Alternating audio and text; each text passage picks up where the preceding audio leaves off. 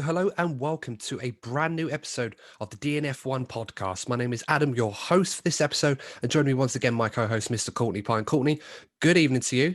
How are you doing so far? Are you okay? Hello, everyone. I'm doing fine. Just like to quickly say, Adam, I hope you're feeling better. I know you've been poorly lately, so Mm, keep strong, mate. And you seem a lot better than you was last week. And yeah. I'm sure you'll be back. I'm sure you'll be back to strap 5 full engine mode very soon. Yeah, no, absolutely. Thank you. And no, for those of you not sure what Courtney's talking about, this is kind of why we didn't have a retro episode on Friday. Normally, those of you that have been following this podcast for a while now would know that we normally have a retro episode on Friday. We recently started that series, but we weren't able to record an episode. Reason for that is, unfortunately, I had COVID. And I'm not sure if I still have it or not. My isolation period has ended now, so I imagine I'm on the mend. I had some mild symptoms, and I'll be honest with you guys, for those, if you haven't had it, I definitely don't recommend it. So please do whatever you can to stay safe, follow the guidelines, don't take any unnecessary risks, and just look after yourselves because it's absolutely not fun. And, considering the way that I'm feeling, I'm one of the lucky ones. A lot of people, unfortunately, have not been Please so hear it, mate. lucky. Yeah. So that's why I'm sorry we weren't able to get that out for you, but we will be doing another one of those soon. So we haven't abandoned the series after one episode, of course not. But do let us know in the comments, of course, what race you'd like us to cover. We threw a few about for the retro series. We did the 2008 Brazilian Grand Prix. So if you haven't already seen that, make sure to check that out. I'm going to put a card up there for that one. And so let us know what races you want to cover in future episodes of that. But getting into this episode, of course, Courtney, there's been a lot of talking points over the winter break so far. Most of those have been around Lewis Hamilton's situation with Mercedes and the latest developments with that. As far as we're aware, there isn't really anything new. And to be honest, it's different stuff that you hear every single day from different people. It's always a lot of contrasting stories and not necessarily any reliable, credible sources that give us any sort of indication as to whether he's going to stay or not, although we're both of the opinion that he's probably going to stay anyway. I think Total Wolf had an interview about that just recently because he, funny enough, like myself, he actually tested positive for COVID. Um, I didn't know that. yeah, no, it was quite recent actually. Toto was talking about, he tested positive for COVID in January. He said thankfully he didn't have any symptoms, so that's good to hear. But he's out of quarantine and feeling well. So's Lando Norris, of course, who also, a lot of people have been getting it in January. But this isn't a COVID podcast, of course. But they were asking him about Lewis Hamilton's situation, and all he could really say was, in response to Lewis doing some skiing and ski marches up some Alps, which he said, there's a few little things that we've got to sort out, but nothing major. And he seemed pretty confident that Lewis was going to sign, and I am too. I mean, would Lewis be going to this much effort and all this preparation if he wasn't planning to stay on with Mercedes beyond, obviously, now that he hasn't got a contract? I mean, we could see a very strange situation like we did in '93 with Ayrton Senna, where Mm. he, for those of you that remember this, he actually was in contract talks with McLaren in '93 and then didn't sign a new contract at the time. And then for half the season, he was sort of like pay by race, really. He raced whenever he had a contract or he was paid in advance. I think it was up to like £1 million a race at the time. And sometimes he wouldn't turn up to venues until the money was in his bank account, and then he'd just turn up and do what Ayrton did best. So I'm not saying that that's going to happen with Lewis, but it'd be really interesting to see if it came down to that, where Lewis just turns up whenever Mercedes pay him to. Again, not implying that this is about the money, but there have been a lot of reports saying that there are a few obstacles, and one of those is the financial element. And I'd be surprised if they weren't, but I'm sure there's a lot more to it than that. We certainly do not know the facts, and I'm not going to pretend that we do. But look, that aside, this isn't going to be another episode about Lewis Hamilton. We're going to move on to the main talking point of this episode, and we haven't spoken much about them in the winter break, Courtney, but I think it's fair to dedicate an episode to these guys, and that's Ferrari. Oh, you're Now, going to love yeah. this one. Absolutely. This is one that I've been looking forward to doing, but ultimately we've been talking about 2021 predictions, and we are going to be doing an episode on that. We did say last week that we were going to do that. That's been pushed back to next week, where we'll be recording with Menena, Girl Talks F1. So we're really looking forward to working with her. She's a very, very bright young woman working in Formula One, doing great stuff, and we're really looking forward to having her on the show. So definitely check that out next week. But until then, we wanted to discuss Ferrari's prospects for 2021 in particular, because Ferrari, Courtney, have been a bit of an enigma in 2020. Mm. And even still, will continue to be that enigma purely and simply because they have been massively underperforming for a while now. And this culminated last season in the absolute shambles, for lack of a better way of putting it, of performance from them as a whole, where they recorded their worst finish in the Constructors' Championship since 1980, where they ended up finishing 10th overall. And ultimately, I think we need to look at how that came about, and also what Ferrari need to do, in our opinion, and also a few of you who have kindly weighed in on this as well, on what Ferrari are expected to do this season, and realistically, how can they achieve their objectives, Courtney? Well, you look at last season, and they surely can't do any worse than they did last season. As you said, it was shambolic. There's no other way to put it. For a team of Ferrari size, they are the biggest team in Formula One, and they should be. They don't have a divine right to win, but they should be, I'd say, the top three, regularly in the top three, or at least competing for championships. Particularly given how long they've gone without a championship, it's about time they get themselves up there again. I'll look at next season, and it's probably a season of recovery. I don't expect them to be right at the top. I expect Mercedes and Red Bull to be in a league of their own again, but they need to be aiming to be at the top of the midfield, or at least third, because they cannot afford, in more ways than one, to be struggling towards the bottom again. Well, third place and ahead of the midfield needs to be the minimum objective, in our opinion. And Mattia Binotto also has the same opinion in himself. He called last season a very inadequate season, and Ferrari can't afford to repeat that this year. I mean, that almost goes without saying, a team of their stature. But, it's weird that we're talking about Ferrari in a sense that then, some of us might believe that they're not capable of overcoming these shortcomings that they've had. And the reason perhaps why that may be, and feel free to weigh in and correct me if this is wrong, but Ferrari have been a team in their history that have always had these highest of expectations because of their history, because of their Mm-hmm. resources, because of the fact that in a lot of ways, more than perhaps any other sport in the world, Formula One needs Ferrari in some regards more than Ferrari needs Formula One in terms of the stature. A lot of people might not necessarily agree with that, but if you take Ferrari out of Formula One, the sport loses so much luster. Mm. And you can't really apply that to any individual athlete or team in any other sport, not in the same way that you can with Ferrari and Formula One. And because of that, there's always the expectation that Ferrari will be one of the teams, if not the team, that will go on to win championships and successes. Mm. But And Adam, can I cut in quickly? But yeah, sure. don't you think that's a part of the problem that Ferrari have? If you've watched regularly, you're probably sick of hearing me say this, but I personally feel that the pressure that comes with being at Ferrari, developing cars, or even being one of the drivers, I personally believe that's one of the reasons why they've struggled. Because if you have to look back like way in the past, this isn't the first time they've had a bit of a, should we say, a bit of a bad time. If you have to look back towards the 80s to the mid 90s, they were nowhere to be seen. I had like the odd flourish with Prost in 1990, I believe. Mm. But they've had long periods in the past where they've struggled, and given the resources that they have, and you're right, the size that they are, in principle, they should be at the front regularly. But I think a lot of the time, the pressure that comes with being Ferrari has led to the downfalls that we're seeing today. It does. And I think that's a fair point to make. You can say the same for almost any dynasty of that stature in any sport. Mm. But at the same time, it's not like this is Ferrari's first time to the dance. Ferrari have been in the position of dominating world championships in Formula One, winning races all of the time. Even when Ferrari was in its darker days, there was always a belief that eventually Ferrari would come back to the front, Mm. and they always have. And this time is no different.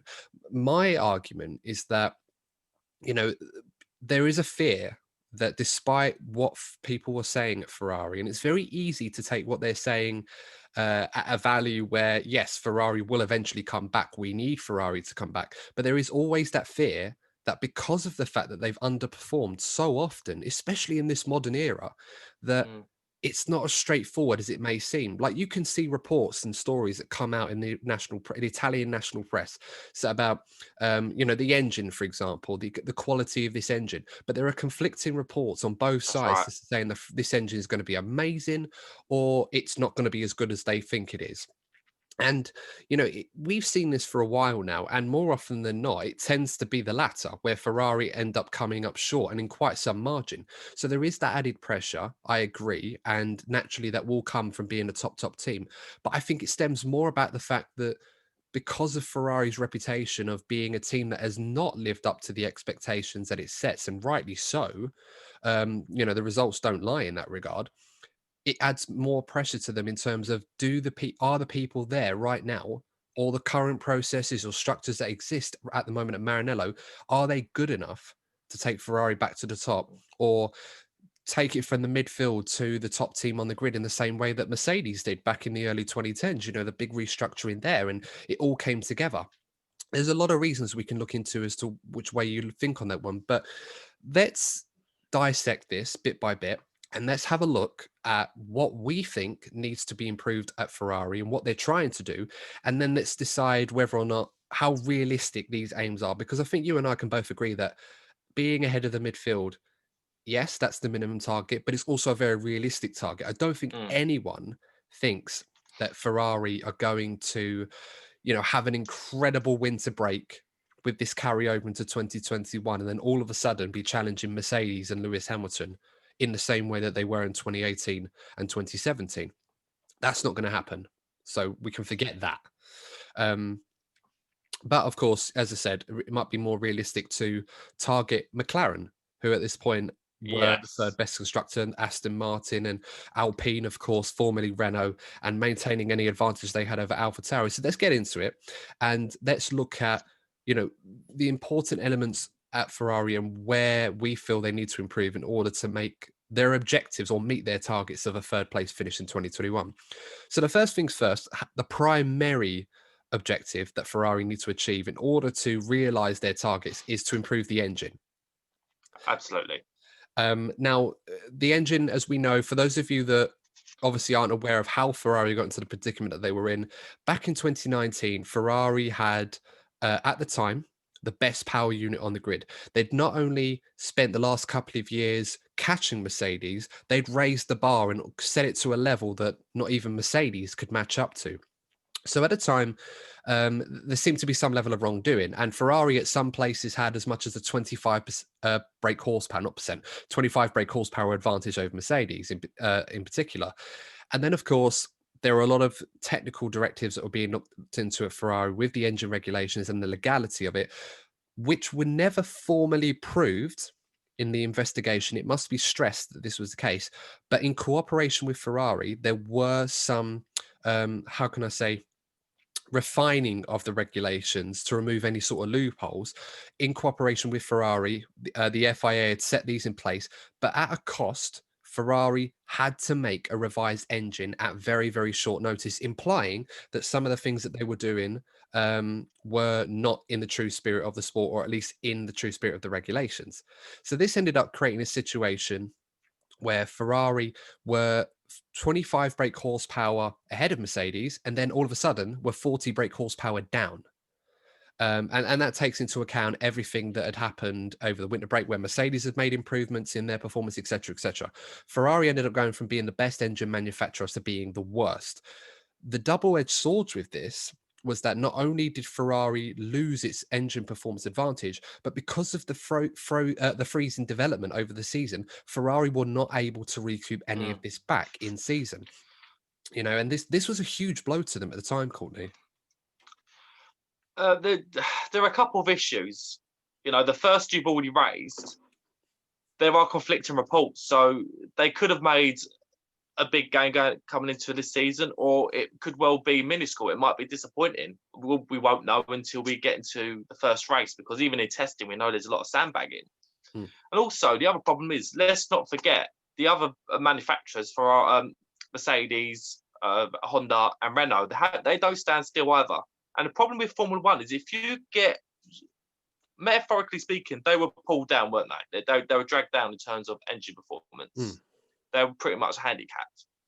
And the problem with that is all the other teams aren't standing still either. So even if Ferrari have made big gains, who's to say that Mercedes, for example, or even Honda haven't done the same, and they still find themselves at a similar gap behind, even teams like Aston Martin and McLaren, they will be still having Mercedes engines.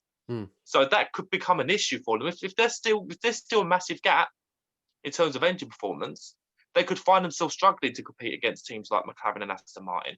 Yeah, no, absolutely.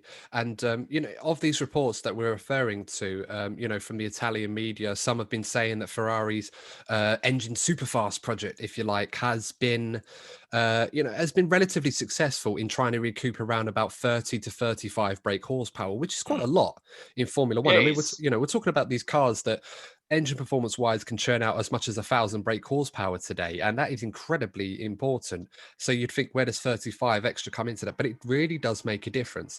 And where Ferrari struggled in particular last season, not just with the engine issue, but the car that they had designed at the time was with had a more downforce like concept in mind, and it came at a cost. It came at a cost of increasing the amount of drag that was on the car. It made it very unstable.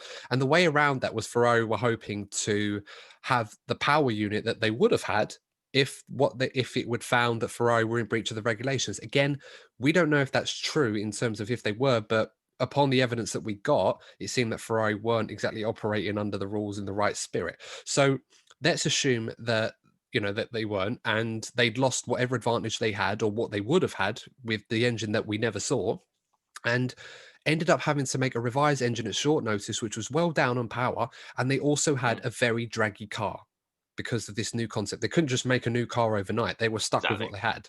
This car was an engine pairing was never, ever intended at Ferrari. We'll never know how well they would have done with, an improved 2019 Ferrari engine in that car. That's all down to speculation. So these contrasting reports that we saw, it's hard to say how reliable they're going to be until pre-season testing. I mean, there was a time, Courtney, if you remember, at pre-season testing when nobody believed that Ferrari were off the pace. We thought, as you said, they were sandbagging, but they weren't. That was the weird part.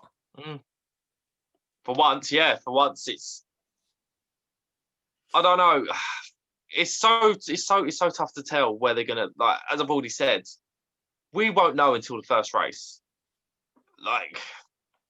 You have a look at all the other teams around. I just expect it. We're expecting it to be so close between Mercedes and Red Bull. There's going to be so much of that happening in pre-season.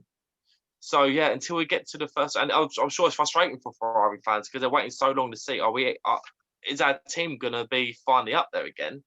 Unfortunately, folks, I think you're going to have to wait until the end of March to get answers to that one. Absolutely. I don't think anyone's really going to know. Even in pre-season testing, we've got 3 days worth of running before the season starts. So we may not even get a proper indication then. It's probably all going to be revealed in Bahrain. And it's a pretty good circuit to see how good that Ferrari engine is going to be. No one's expecting, as I said before, Ferrari to overhaul the entire field in one winter break or a year since they've had to develop this engine, because they've had no in-season development as that was frozen. That will be the same this year. So there'll be one big change that they can make, and that will be introduced at the start of the season, no doubt. Same for everybody. It's not unrealistic to expect Ferrari to get off the bottom of the engine pecking order. Having said that, it's not a big list. We've got 4 engine providers, one of which, Honda, probably aren't going to be in Formula One beyond 2021, from what we understand at this point in time. So they're competing with Renault and Mercedes in this regard, and it's not unrealistic to expect Ferrari to overhaul Renault. But at the same time, we have to wait and see how good that Renault engine is going to be, because they've themselves. Yeah, that's right. I was going to say Renault themselves have already they put some great performances. If you have a look at some of the races last season, like Spa and Monza, they are right up there because they had such a good engine. So I don't think it's going to be so easy to get ahead of Renault. No, absolutely, and I agree with you on that one. I think it's going to be very hard for them, but I do expect Ferrari to make some gains, or at least reduce the deficit somewhat. Yeah. How much we'll have to wait and see. It depends on how true those reports are, and it's, as I said, you're never really going to know until the first race of the season, where the stopwatch will reveal everything. But the engine has to be the primary point of improvement. I think you and I can agree, Courtney, that if Ferrari fail to improve their engine, they're going to have a very difficult season. And not just them, but Haas and Alfa Romeo. who struggled a lot as a result of Ferrari not being able to provide them with a powerful engine. And the problem is with that midfield being as tight as it is, and the direction that Formula One tends to be going in general, with the midfield teams almost becoming like academy teams for the big teams like Ferrari, Mercedes, etc. If Ferrari find themselves engine-wise behind, and Alfa Romeo and Haas are struggling, that gives up a massive conundrum for Ferrari as a team and the teams around them to start thinking, should we go on to 2022 faster? Because this season does have big implications for the regulation changes. So these are massive times for Ferrari. Let's not understate this. These are massive times for Ferrari. And another thing worth mentioning, despite them being the biggest team, they can't afford to be losing the prize money. They can't afford to be finishing in the lower echelons of the championship, because these things do have effect. We saw this with McLaren.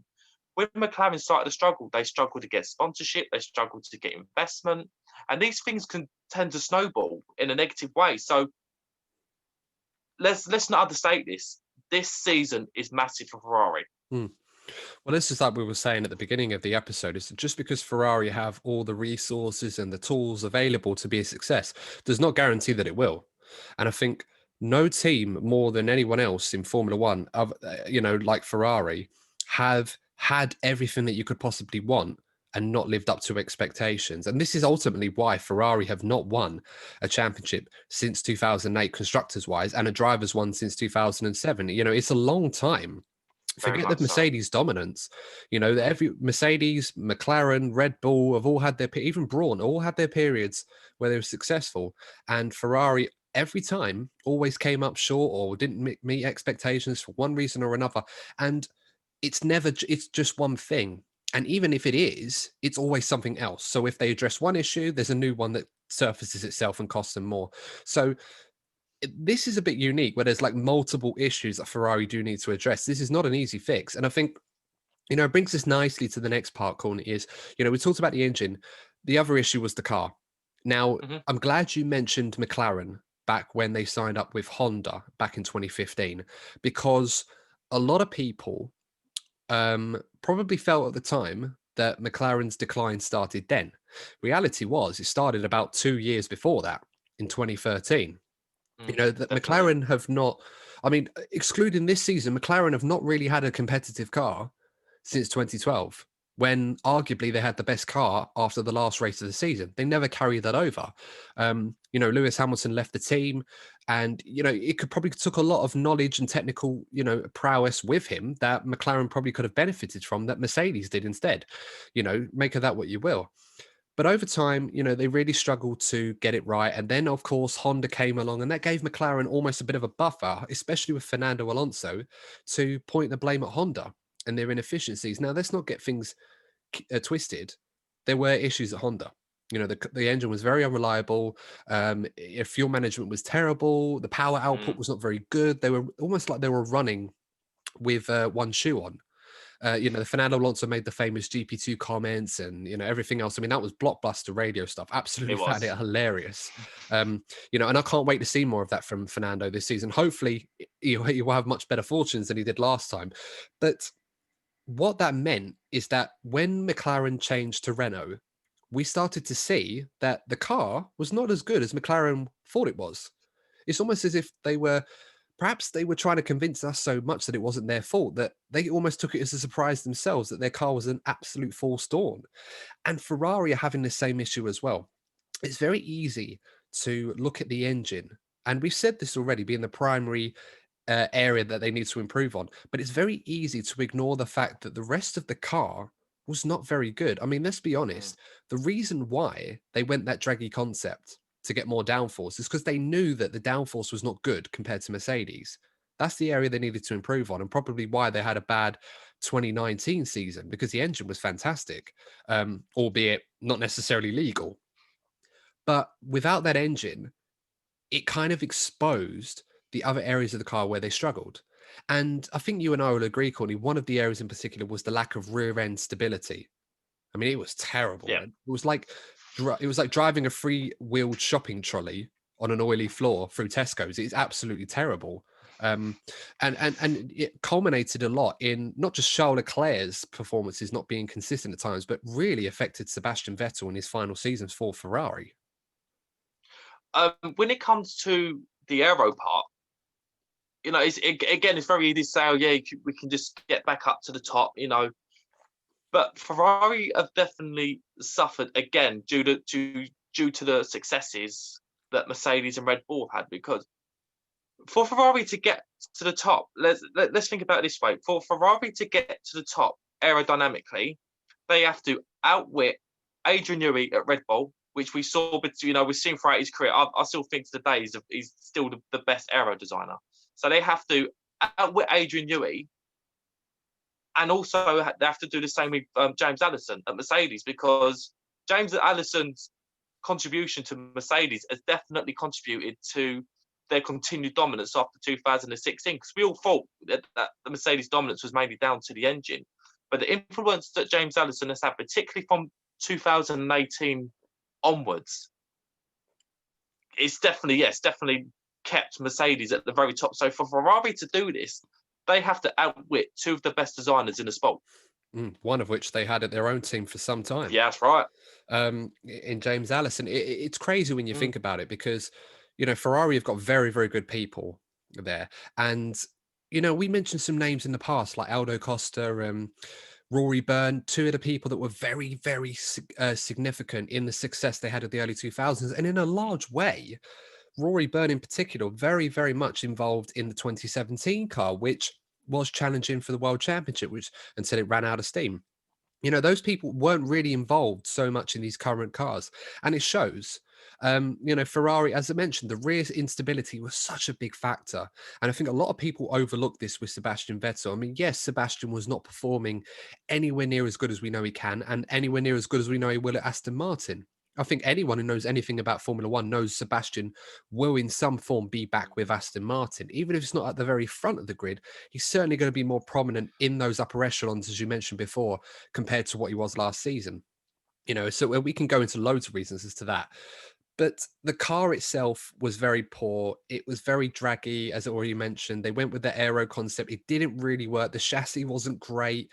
Ferrari were making improvements aerodynamically wise throughout the season, but it became very obvious towards the latter part of the season that the rear end instability, combined with the poor engine, really made it suffer, particularly at the low downforce circuits. I mean, I remember watching at Monza how poor neither of them finished the race anyway, but the most surprising factor was when Charles Leclerc was in the top three after the safety car and the issue with Lewis Hamilton's penalty and everything else. It was almost like, how in the world did Charles end up there? But you knew that eventually he was going to get pulled back further and further down the field until eventually he retired. Same happened in Belgium. Russia, of course, was a tough race for Ferrari in that regard. So, they went with that concept and it gamble, and it completely backfired. It relied solely on the engine. The good news for Ferrari, let's talk about the positives on this, is that, they're aware of a lot of these shortcomings in their cars. They're going to be spending their tokens developing the rear of the car. They said this for a long time. And I said this back in preseason testing last season, not to get too technical, that if you improve the rear end of the car, it serves in two ways. One, you improve the stability of your car and its better rear end performance, but it also helps the aerodynamics at the front of the car. So you're kind of killing two birds with one stone, for lack of a better way of putting it. And this is good news for Ferrari, and this will give them a lot greater scope to develop their car as the season goes on, because that rear end of the car is going to be an area that Ferrari will be allowed to develop throughout the season. So assuming they get things right with that concept, Courtney, whichever way they go down, it will go some way to help Ferrari make those necessary incremental gains in the midfield to take it from being sixth to being best of the rest behind Red Bull, Mercedes at least. Yeah, that's the main area. You're right. That's the main area. If they get the rear end right and they get the engine department, get them on a similar level to at least Renault, then we should be, with that combination, we should be expecting Ferrari, as Binotto stated, to be at the top of the midfield or third. Absolutely. And as I said, there's a lot of carryover from 2020 to 2021. So this is a hard thing for Ferrari to achieve because there's not much scope for them to develop around the car in general. I'll be honest with you, if we didn't have the 2022 rules and we didn't have this freezing regulations owing to COVID, the global situation, financially, not everybody can commit that level of resource. So they've had to really clamp down on what they can and can't improve. Ferrari would have a much better time in trying to just produce a brand new car and just abandon the concept and say, all right, this is what we're going with. They can't really do that. They don't have that luxury. So this is kind of what they have to work with. Hopefully they can find a way around it. I think this is definitely a good place for them to work on, but we'll have to wait and see how they do it. As I said, until you turn up to preseason testing, we're never really going to know if Ferrari have been able to fix those shortcomings. And there certainly are a lot of them there.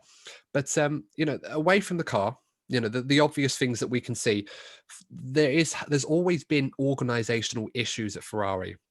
You mentioned already the pressure that the team has been under and perhaps the micromanagement issues that they've had where, the holding company at Fiat and Ferrari senior management have been perhaps too involved in Ferrari's development and which direction the team has been going since probably around Fernando Alonso's time at Ferrari.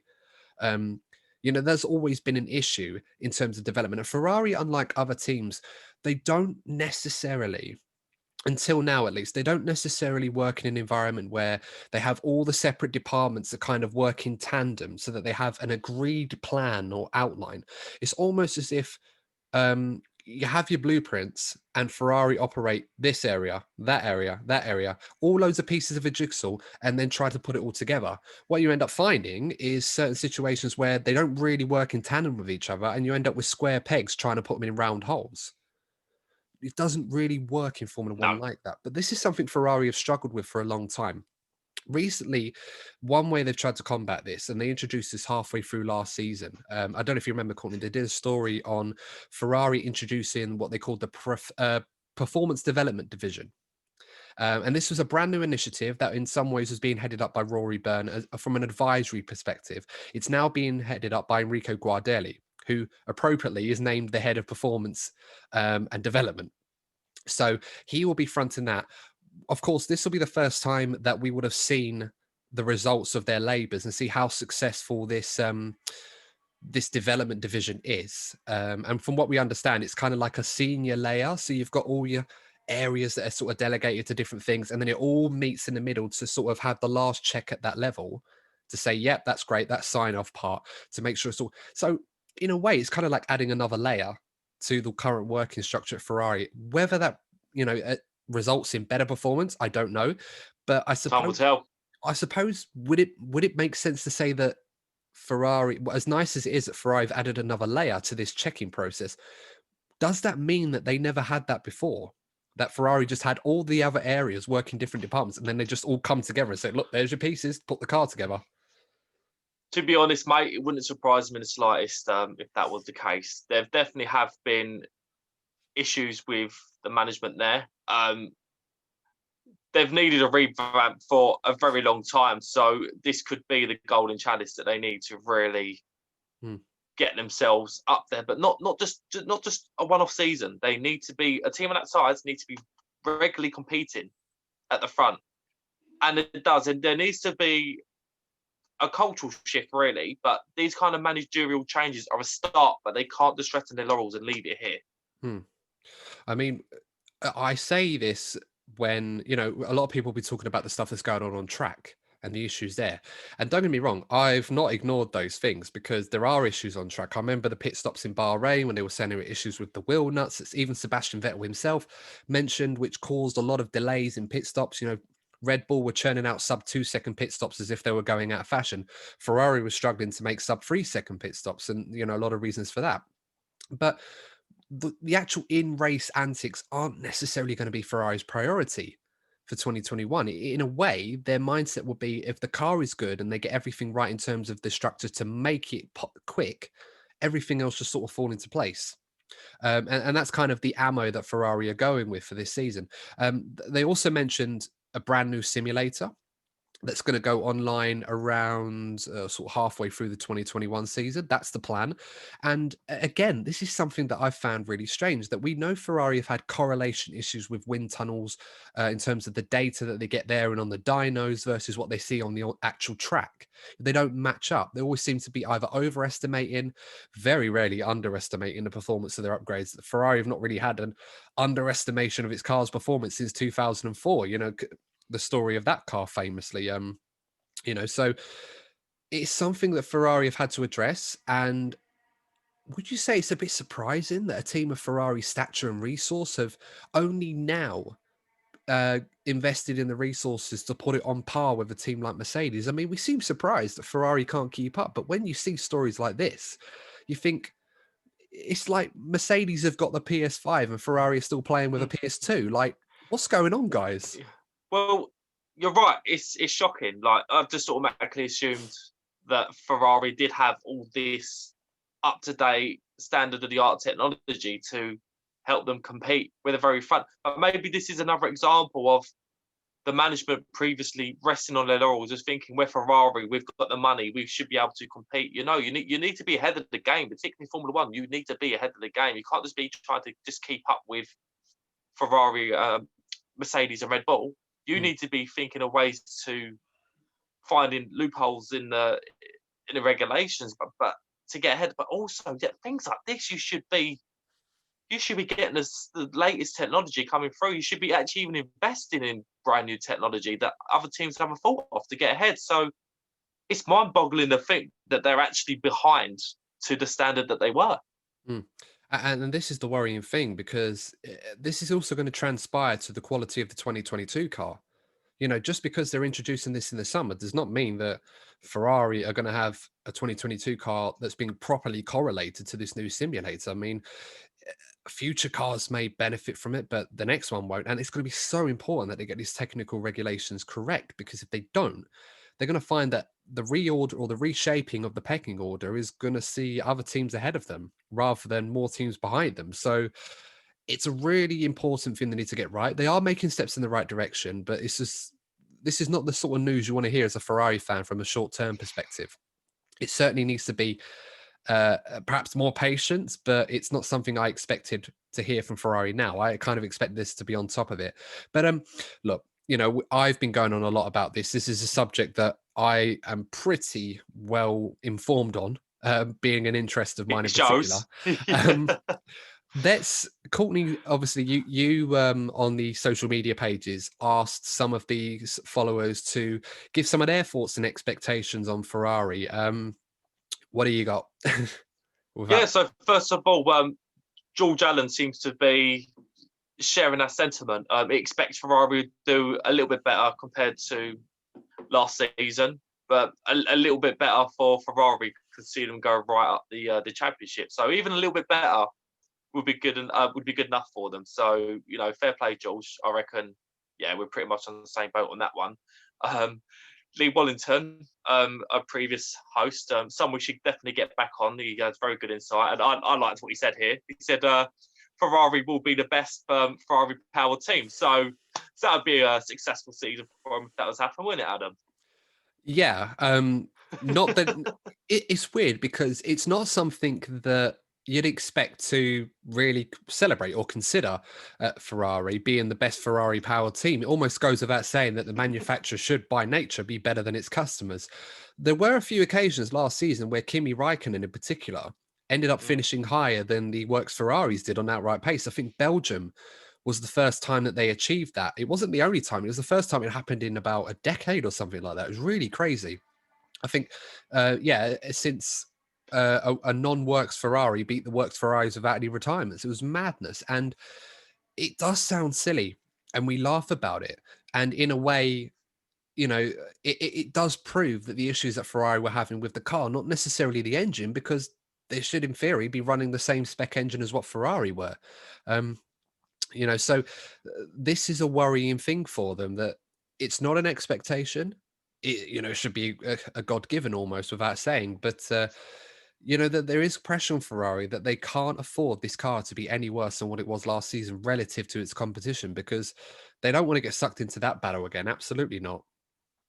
No, that would be embarrassing. That would Mm. be massively embarrassing. So I can see on your face you do not want to be seeing that. Um, No, I hope and not. quite interesting. I like the feedback that we got because we got someone that sort of expects them to do a little bit better. Someone jokingly expects them to do worse. But the last bit of feedback we got was from Sarah Purvis, and she expects Ferrari to do a lot better than expected. She expects Ferrari to surprise a lot of people, given the hard work that a lot of people expect them to have been doing over the course of last season and over after the season ended, obviously. But she went on to ask a question, which is, it could get some varied response here. But she asks, will the driver lineup give them the ability that Ferrari will need to get back to the very top on a regular basis? That's a very good question. And in addition to answering that question, I'm going to put that to the rest of you watching this. I want to comment in on Sarah's question. And in a nutshell, it should. There's a lot of evidence to suggest that Ferrari will expect better performances all round from their driver lineup. Carlos Sainz has been brought in to replace Sebastian Vettel. And I think on the back of what we saw last season where Vettel struggled, that alone would be enough to suggest that a new, young, hungry, talented driver like Carlos Sainz, in his first, with all respect to McLaren in their current situation, with the first real major team that he's been in, they should expect him to do very well. Now, it's not going to be easy for Carlos. He knows that. It's a very steep learning curve. He's got, I think today, at the day of recording, he had a go in the 2018 Ferrari, or he might do a bit later on. I can't remember if it's today or not. I know it's a lot of the young drivers were having a go today. I'm not sure if he was one of them. To get up to speed, he'd be working on the simulator, of course. He's been doing that already. And he's only going to have a day and a half of running during the pre-season test, and that's at the best. So if Ferrari have issues, it's going to be even less. It's so limited on the actual running, and he didn't get to take part in the young drivers test that Fernando Alonso got to take part, which was a bit silly if you think about it. We're not going to go into that. We did an episode on that, so I'll put a card up for that as the reasons why that was a bit silly. But Carlos himself, forget the rivalry into team with Charles Leclerc. Forget that. If you look at it at its core, down to its core statistics, Sebastian Vettel only scored 33 points last year compared to Charles Leclerc's 98. Sebastian scored almost half of those points in one race in Turkey when he got a podium. Given how poor he was overall that season and what I expect from Carlos Sainz, there's absolutely no doubt in my mind that if Ferrari produce a car that's at least as good as what it was last season, Ferrari should expect better performances all round from, may not necessarily from Leclerc because he was outstanding in a lot of times, but at least from their number two driver. And as I said before, Carlos, very talented driver, brilliant signing for Ferrari, all things considered. He really grew on me last season. I had my doubts and I wanted Daniel Ricciardo in that Ferrari. I think a lot of people that watch this podcast or listen know I wanted Daniel to be the number one choice. Yeah. I still believe Daniel would have been the better choice, but given what we've seen from Carlos and what we're hearing, I'm very optimistic that Ferrari can challenge, be at the front of the midfield, assuming the car is better performance with both of their drivers really on it. In terms of whether they can challenge Mercedes and Red Bull, I said already, Mercedes probably a few steps too far, not just one. They're racing in a different league to everyone else, and only Red Bull have the means and the drivers to really take it to them, even now. But with the changes in the regulations, it might impact Mercedes a bit more this year. The removal of DAS, of course, changes to the floor. Naturally, I saw something the other day about Mercedes producing over 3,000 kilograms worth of downforce, which is more than any other Formula One car has ever recorded. It's incredible. I think it's about 1,100 kilos more downforce than what the 2014 car produced. It's incredible stuff from Mercedes. But because of that, the the removal of certain downforce elements of the car is going to impact the better teams more so than the others. So it will bring Mercedes closer to the rest of the pack, assuming that they don't recover as much as everyone else. So in Ferrari's case, Sarah, to answer your question in a short way, yes, I expect them to perform better with Carlos Sainz. There's no doubt in my mind that he will do well. But I will stick to what I said before, and that is I expect Ferrari to be at least at the front of the midfield, but probably not much further than that. Yeah, I have mixed feelings when it comes to this lineup. I have no doubt in the ability or the potential that Charles Leclerc has. In the future, I expect him to be the main challenger to Max Verstappen. I think Max Verstappen will be the main guy once Lewis leaves. But yeah. Leclerc will be the main challenger, like generally over that generation. But if you have a look at this driver lineup, this is the first time since 2007 where Ferrari haven't had a world championship winner in their team. And as much as Sebastian Vettel tailed off last season, having a four-time world championship winner in your team and the experience that he brings to mainly the development of the car, and we saw this happen with Kimi as well. Both of these drivers were valuable to developing the car. And I do wonder if Ferrari are going to miss that experience this season. Particularly given the time that we're going between two big regulation changes. Could this be to a detriment to Ferrari? But at the same time, seeing the job that Carlos Sainz done for McLaren, he was definitely a big part of their resurgence. And I have no doubt that he could do the same for Ferrari because they actually need a driver like this right now. So, yeah, there's definitely mixed feelings about this driver lineup. Yeah, I mean, it's a good point. And there's always that concern with Ferrari that because of the youthfulness and not necessarily lack of experience, there's a lot of experience there between Leclerc and Carlos Sainz, but despite their age. But you're right in pointing out that there is always that concern that less experienced drivers from a technical perspective aren't as good at helping the team develop the car over the course of the season. I mean, a lot of people forget that the driver does actually have a lot of input in terms of where the team improves the car because he's the one that's driving it. And if he says the car is fine and fantastic and it's not performing well, then they're going to think it's the driver. But if the car is bad and the driver's giving that feedback saying the car's not good here, the car's not good there, they can take that brief, the briefings are for that reason. Lewis Hamilton has been saying for a long time, it may not look it, but the drivers actually do play a huge role in the development of the car. And you're right to point out with Kimi gone and Seb gone in, a few seasons, Ferrari have lost a lot of intel and a lot of experience and knowledge on how to make this car good. I would argue, as a caveat, as you've already mentioned, that Carlos Sainz has been quite instrumental in the success of the McLaren improvements over the last 2 years, especially given that his teammate is much younger and less experienced than he is in Lando Norris. As much as Lando has obviously been involved in the McLaren family, you would argue that Carlos has played as much of a role as anybody in improving that car. So Ferrari would have known this and been able to take that going forward, and probably would come under the assumption that Carlos has been very much, is more than just a driver in that regard, and that will help Ferrari going forward. So yes, there are doubts and concerns, but I feel like Ferrari have got two very good drivers that can help take them forward. And I think Ferrari know what they need to do going forward. So even if they had two drivers that weren't, didn't have that technical prowess in terms of making the car better, I think they've got everything they need to make the cars better in general. So I'm not worried in that regard. If it were me, I'd be more concerned about the opposition. And you mentioned this already, Courtney. You said already that the old cliche that no one stands still in Formula One. And if you do stand still, you're only going to go backwards. The other teams aren't going to do that. Forgetting Red Bull and Mercedes, because they're obviously competing on a different level to everybody else, where Ferrari should be. McLaren next season are going to have the Mercedes engine. Now, whilst there is a massive advantage for McLaren to have that Mercedes engine in terms of performance, they will have to accommodate having a Mercedes engine in the car. And it'll be the first time they've had one in 7 or 8 years. And the car was not designed, the original concept was not designed for a Mercedes engine. Perhaps they designed last year's car with that in mind, that they were going to have to incorporate the Mercedes engine in there. Probably not, because they expected us to be using the 2021 cars, which are now gone back to 2022. But that is a factor for McLaren. Renault, of course, now become Alpine. Fernando Alonso is going to be heavily involved in that team now, and they're obviously going to be looking to make ways going forward.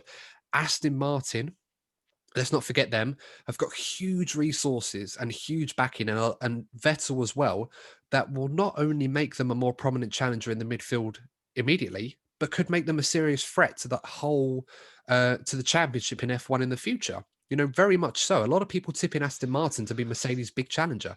And let's not forget AlphaTauri. Some races, they had the third best car, AlphaTauri. They were very, very strong in certain races. So as well as Ferrari looking at the baseline performance of their own car, they have to have a lot of consideration for their opposition, Courtney. In your opinion, how significant or how hard will Ferrari find it to overcome that level that their opposition are going to raise their game to? Because there's only a small margin they really need to find. But how hard will that be for them, in your opinion? Well, this is exactly why I feel the driver lineup is as important as ever.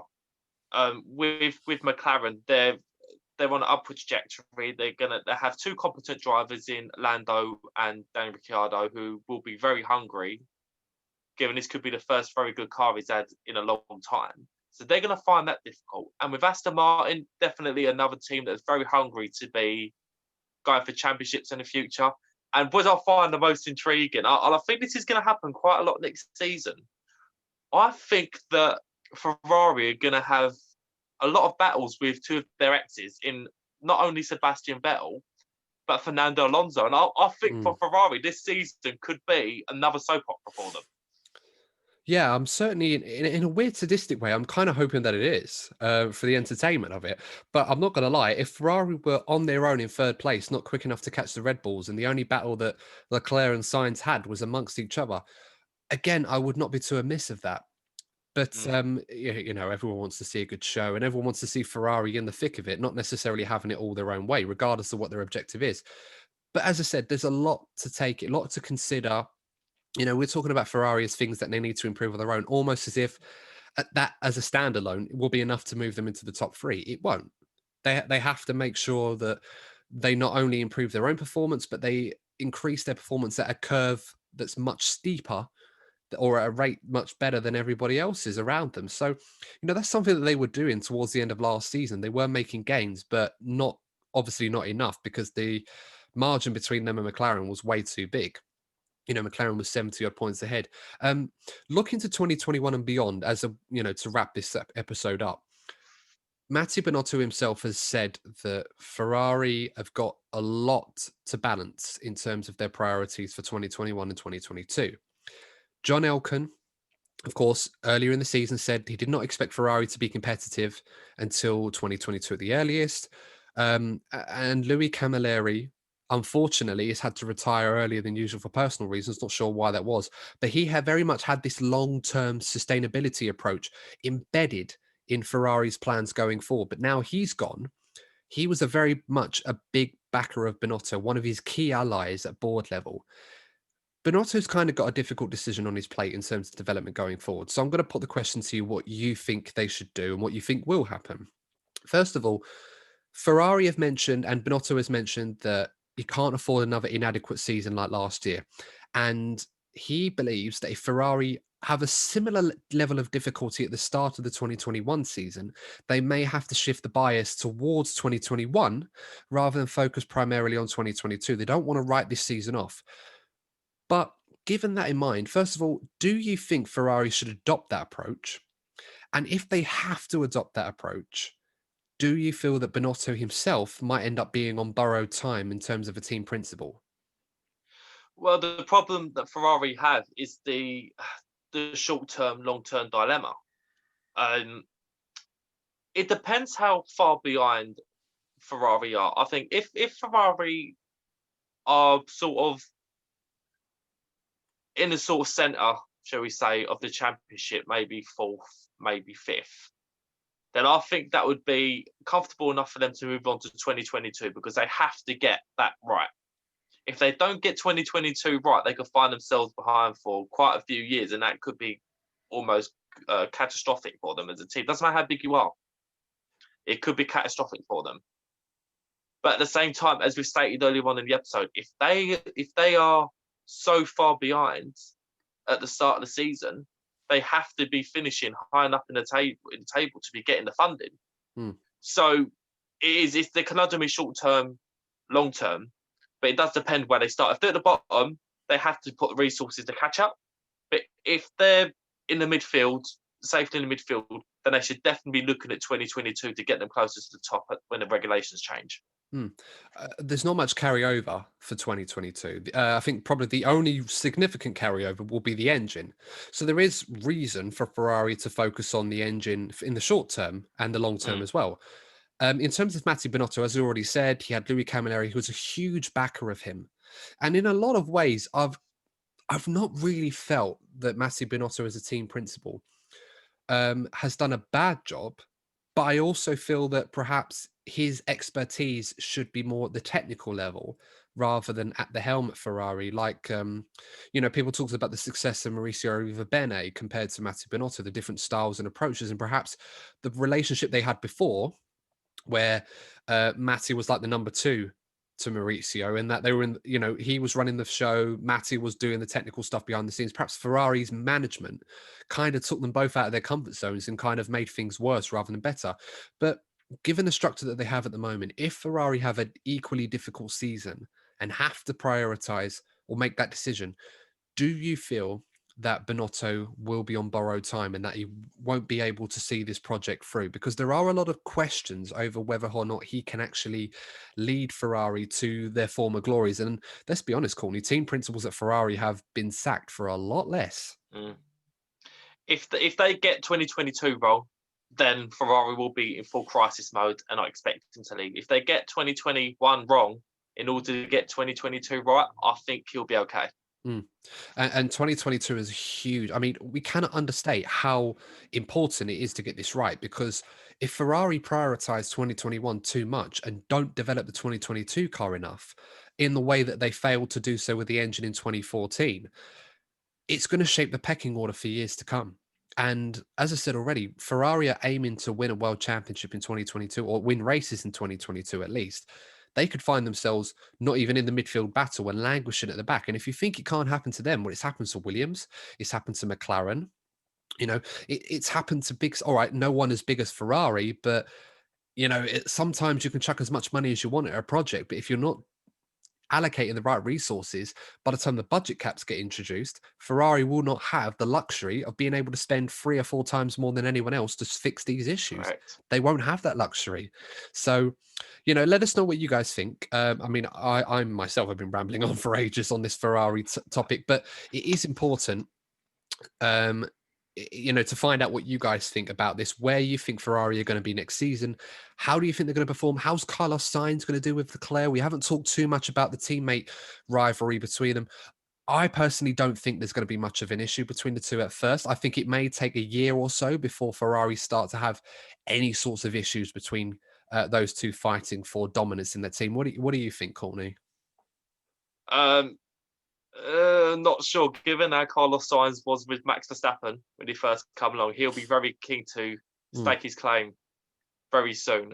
Particularly at Ferrari, where they're very much beyond one driver, aren't they? Typically, so he'll be wanting to make a statement very soon.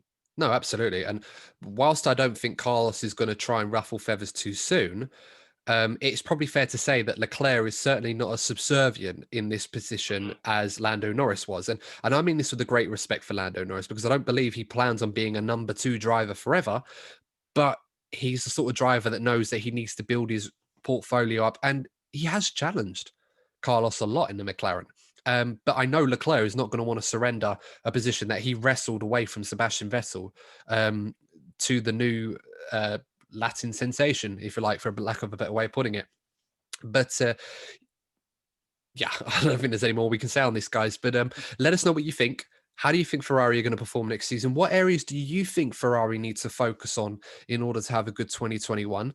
And also, do you think Ferrari need to write 2021 off and focus purely on 2022? Or how far would you strike that bias between the two seasons? Let us know what you think. And also, don't forget to follow us on social media, on Instagram and Twitter. The handles are below as well. And of course, if you are listening to us on Spotify or Apple Podcasts or Google Play. You can also check this out on YouTube as well. If you like the video, don't forget to like, share the video, and subscribe to the YouTube channel as well. We've got our targets for this year. We're looking forward to plenty of new projects that we're going to be working on this year, and you guys can help us reach our targets. And we couldn't do this without your support anyway. So thank you so much to everyone who has tuned in and shared or subscribed to the channel already. All that's left to say, Courtney, is thanks very much for joining me on this big debate and analysis on what Ferrari have to do for next season, at least from our perspective, at least. Yeah, you know what? It was. I found this to be quite an insightful episode, and I'm actually impressed. Given how much was said, you really did control the monologues, Adam. I had fears that you was going to be in full Ferrari mode, but you did. You controlled your urges, and it turned out to be a very good episode. So. I had a completely different thing in mind there, and I'm not going to go into that because certainly away with words. But yeah, no, that's. I mean, some of our viewers might not agree, but I appreciate the sentiment nonetheless. I do have a way of going off on a tangent every so often. But anyway, of course, guys, as I said, next week, our big 2021 predictions episodes with a girl talks F1. Really looking forward to working with Manena on that one. Courtney as well, of course.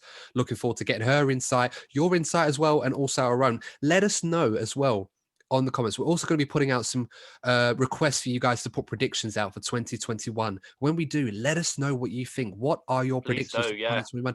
And let us know some crazy ones, some ones that might be unlikely, but things you think might happen next season. We'll have to definitely be looking forward to seeing that, and we'll be reacting to the best of those in that episode, as well as giving our own 2 cents on 2021 as well. So all that's left to say, Courtney, thank you so much for joining me on this episode once again.